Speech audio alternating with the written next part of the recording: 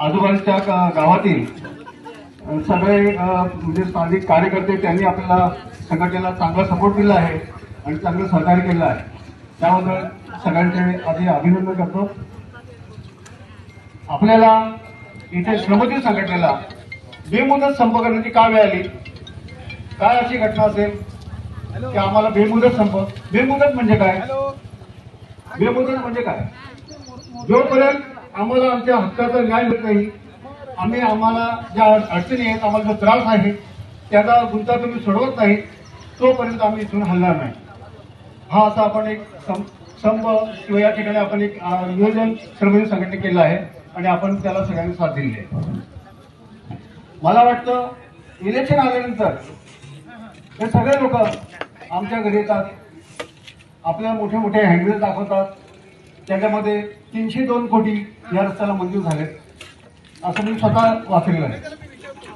आणि मग 302 कोटी मधून आता मगाशी नामपडा साहेबांनी सांगितलं की 52 कोटी आपल्याला दिले. 52 कोटी कुठे गेले हा पण प्रश्न आहे. म्हणजे हा प्रश्न आम्ही गरीब लोकांना विचारत नाही. आम्ही या रस्त्याला चालतो, चिंचोटी पासून अंजूर फाट्यापर्यंत जातो रोज, परंतु आज आमची अवस्था काय आहे? आम्हाला जर घाईने जायचं असेल, अडचण वेळेवर कुठे पोहोचायचं असेल, शाळेत जायचं असेल, हॉस्पिटलला जायचं असेल, अनेक प्रश्न आमच्या समोर असतील. सगळ्या समस्यांना आम्हाला रोज तोंड द्यावं लागते. आम्ही सगळं दुःखाचं जीवन जगतो अक्षरशः. परंतु ज्यांनी 302 कोटीचा आकडा आम्हाला दिला, तो 302 कोटी नामपुढे साहेबांनी सांगितलं की 302 म्हणजे गुन्ह्याचा कलम आहे. मग हा काय यांच्यावरती गुन्हा दाखल व्हावा नाही तर 302 कोटी तुम्ही दाखवले फक्त मतदान घेण्यासाठी, म्हणजे आमची मतं मिळवण्यासाठी तुम्ही हा आकडा आम्हाला दिला. आणि मग हे कुठे गेले? त्यांचं लक्ष नाही, त्यांचं काम झालेलं आहे. तुम्ही योजना राबवता, आम्हाला लालच दाखवता कुठेतरी आणि लगेच ते सगळं विसरून जातात.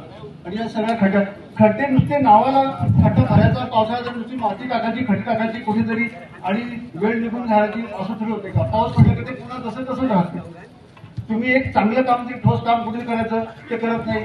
टोल नाके जे आहेत, टोल नाक्याला टोल राजवत वसूल करता तुम्ही, पार्टी कसा वसूल करता? मग ते पैसे करता काय तुम्ही? त्या पैशाचा काय वापर होतो? कुठे जातात ते पैसे? हा प्रश्न कुठे विचारायचा. आता आपण मंत्रालयामध्ये हा विषय चालू आहे, त्यांनी आपलं ऐकवलं, सगळ्यांनी ऐकलं, परंतु आपण त्यांना सगळ्या लोकांनी समजून घेतलं. आणि मला वाटतं भाऊ या प्रश्नावर आणखीन पुढे आणखी याच्यावर लक्ष देतील आणि आपल्यापर्यंत सोडवतील असं मला वाटतंय. परंतु जोपर्यंत आपल्याला न्याय मिळत नाही तोपर्यंत आम्ही इथून हलणार नाही, हे 100% सत्य आहे. जिंदाबाद. धन्यवाद अरुण भाऊ.